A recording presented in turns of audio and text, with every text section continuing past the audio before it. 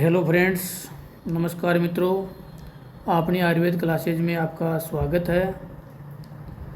Last lecture में हमने देखा था रसशाला के रस प्रकरण में साधारण रस के बारे में।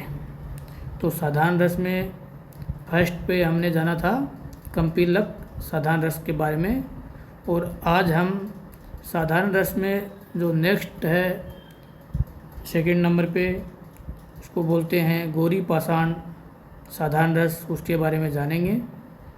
तो जैसे आप स्क्रीन पे दिखाई दे रहा है, ये एक टाइप का पत्थर या खनिज है। इसको हम संख्या बोलते हैं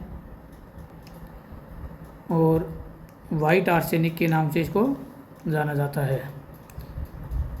तो संस्कृत में इसको हम गौरी पाषाण, हिंदी में इसको संख्या, इंग्लिश में इसको वाइट रस और वाइट आर्सेनिक, और इसका बोटनिकल नाम है वो है आर्सेनिक ऑक्साइड।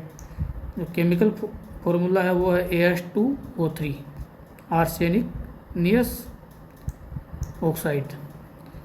इसकी हार्डनेस जो है 3 से 4 के बीच में है। इसको शंखमुख, संबल, शंखविद, विष, फेनासम, मल्लक, सोमल, दारूमूसा, इनके नामों से भी जाना जाता है। अब हम जानेंगे इसके इतिहास के बारे में।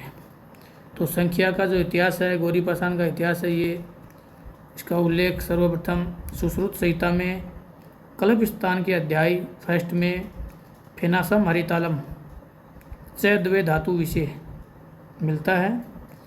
यह भारत के बंधन आदि में उपयोगी होने से रस शास्त्र में इसको साधारण वर्ग में शामिल किया गया है। अभी ये कहाँ कहाँ पे पाया जाता है?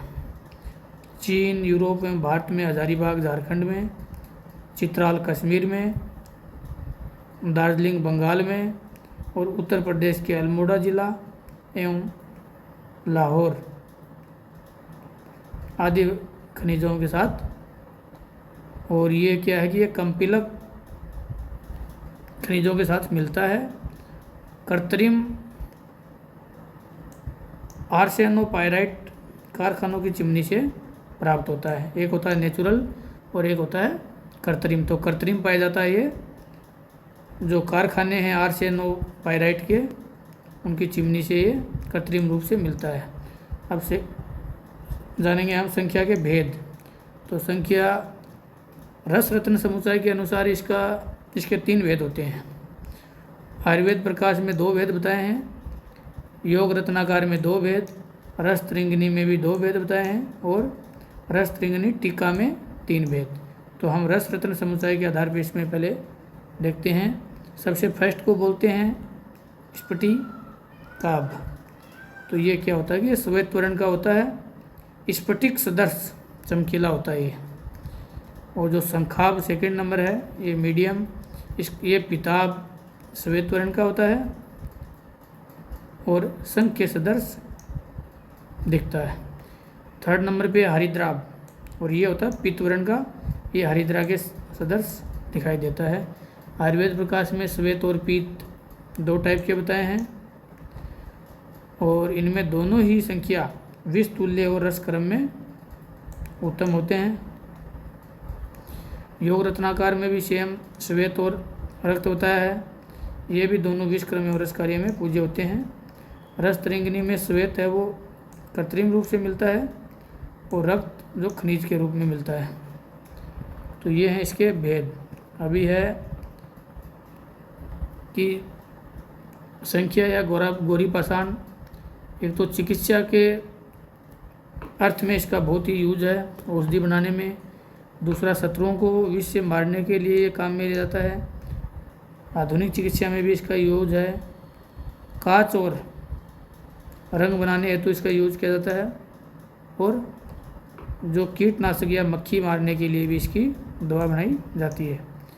इसके शोधन के लिए जो रस रत्न समुच्चय में श्लोक दिया हुआ वो है स्फटिकाभम श्रेष्ठम कारवल्ली फलेश क्षिपेत स्वेद यद अंडिका मध्य शुद्धो भवती मुस्क, मतलब है कि स्फटिक संख्या को बड़े करेले के फल को, एक करेले के फल को चीरकर उसके मध्य में रखकर दोला यंत्र विधि से एक प्रहर संवेदन करने पर संख्या शुद्ध हो जाता है। मतलब इसको शुद्ध करने के लिए दोला यंत्र का यूज किया जाता है।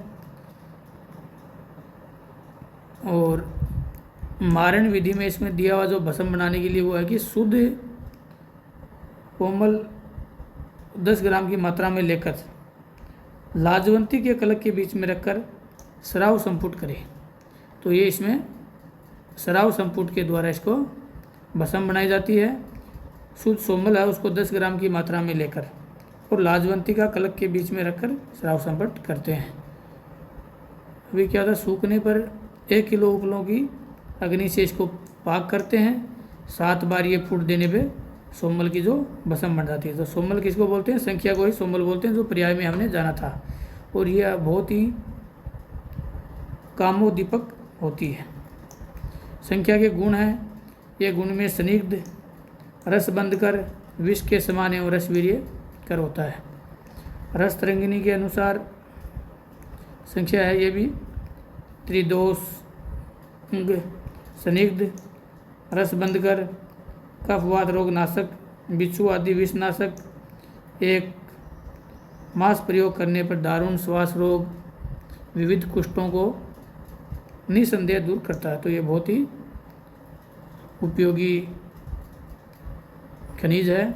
सलीपद, जवार, कामोदीप, फिरंगनाशक, अग्निमाद, विषम जवर, कांतिदायक, जीर्ण पांडु रोगनाशक होता है। इसकी मात्रा जो अनुपान के लिए है वो बताई है 1/120 रत्ती से 3 रत्ती तक, मतलब बहुत ही कम मात्रा में इसको यूज किया जाता है। अभी संख्या को जो मात्रा है इसका निर्माण कैसे करते हैं, इसमें क्या होता है कि 1 रत्ती शुद्ध संख्या में 15 मासा काली मिर्च का चूर्ण मिलाकर अदरक सौरस से खल्लव यंत्र में 3 दिन तक मर्दन करके 1-1 रत्ती की गोली बनाकर प्रातः सायं 1 गोली तत्त रोग शांति के लिए प्रयोग करते हैं। तो इसमें मतलब अदरक का सौरस मिलाते हैं और 15 मासा काली मिर्च मिला के मर्दन करके इसकी गोली बना लेते हैं। अभी होता है सत्वपातन। तो इसका मतलब सार संख्या का कैसे निकाला जाता है, इसको और अच्छा कैसे बनाया जाता है। तो ये आर्सेनिक और ऑक्सीजन का यौगिक होता है। आर्सेनियस ऑक्साइड हमने जो बताया था, तो इसका सत्व ज़्यादा उपयोगी नहीं है। फिर भी हड़ताल सत्वपातन की तरह इसका भी सत्वपातन करना चाहिए। इसका सत्व शुभ्र होता है। मात्रा अधिक के संख्या सेवन से हानि, यदि किसी को साइड इफेक्ट हो गया या ज़्यादा मात्रा में संख्या का यूज़ कर लिया तो हमको क्या करना है कि संख्या तिरोहित होने से 1 रत्ती मात्रा में खाने पर मनुष्य की मृत्यु हो जाती है और इसकी घातक मात्रा 1 रत्ती होती है। तो मतलब इसको ज़्यादा खाने से इसकी क्या हो जाती है, मनुष्य की मृत्यु हो जाती है। तो ये बहुत ही ध्यान रखने वाली बात है। अभी इसके प्रभाव को रोकने के लिए, साइड इफ़ेक्ट को रोकने के लिए ये उपाय हम मिला सकते हैं। गोदुग्ध में गोघृत, घी और मिश्री मिलाकर पीना है, पिलाते हैं। टंकन का जलीय विलयन पिलाते हैं। मिश्री और मक्खन के साथ तिल चूर्ण मिलाकर खिला सकते हैं। करेला फल सौरस पिला सकते हैं। अंडे की जर्दी के साथ घी पिला सकते हैं। तो ये सब चीज़ पिलाने से इसका विष प्रभाव को सामन किया जा सकता है। येव का आटा पानी में घोलकर मधु मिलाकर पिला सकते हैं। अब इससे बनने वाली औषधि जो हमारे सामने है वो है हाइड्रेटेड फेरिक ऑक्साइड, जो एक औषधि का नाम है। दूसरा है केलेसाइड magnesia, British anti lewisite, dimercaprol. संख्या के प्रमुख योग जो औषधि बनाई जा सकती हैं, ये तो इसके यौगिक थे जो हम इसे बना सकते हैं। अभी प्रमुख योग है, योग में है समीर पनग रस, मल सिंदूर, शंख विषय रस, सन्निपात भैरव रस और सूची का भरण रस। तो संख्या बहुत ही इम्पोर्टेंट रस है। ये विष के रूप में भी काम करता है। इसको ज़्यादा मात्रा में लेने से हानि हो सकती है और इससे विभिन्न प्रकार के जैसे समीर पनग रस बना सकते हैं, जो बहुत सारी रोगों में यूज ले सकते हैं। धन्यवाद।